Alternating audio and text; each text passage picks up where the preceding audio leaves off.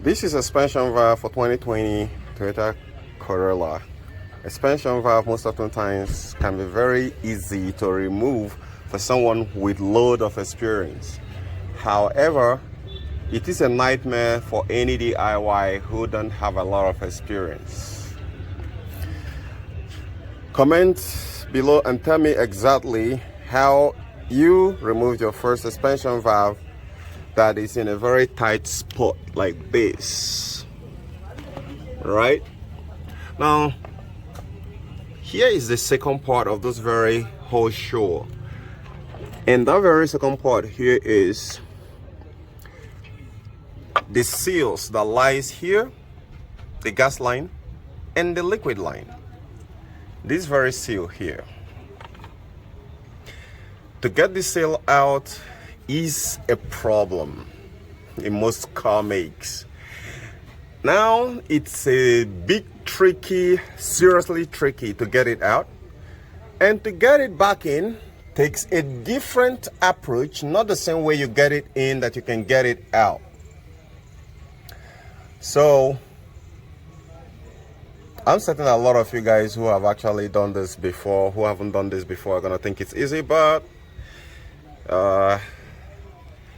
when you come across this kind of thing for the first time, you're probably gonna spend the whole day there, or even more, or the next 24 hours wondering how to get it in there, because you have a very shitty tight space there that wouldn't take anything less until you do it exactly. Now you can decide you want to pull the bull by the horn by taking the dashboard out to replace that seal. Yes, a lot of people, I've seen a lot of different people who go through that route to replace it. For this very one here, you all know that by default it doesn't come as green seal, it comes as black. So that's where I pulled this one from, and to remove it, it takes almost like 15 to 20 minutes to remove it. So guys, pretty much this is it. I'll see you in the next episode. Tell me what you guys think. If you have actually removed it and put it back using the same method without hassle, I bet not. I don't think that is true, except you're trying to make it look like an easy stuff. But this is where you gotta respect your mechanics, guys. This is if you're a DIY, you gotta be damn sure you know what you're doing, else you're gonna get stuck there.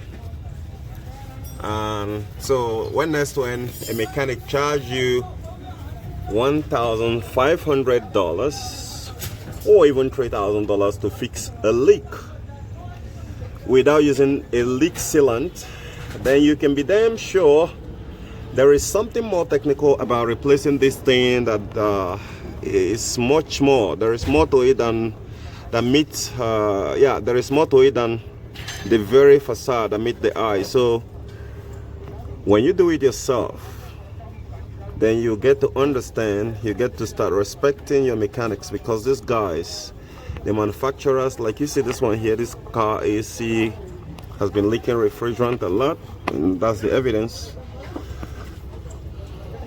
And that is actually what led to the compressor failure of this very car here.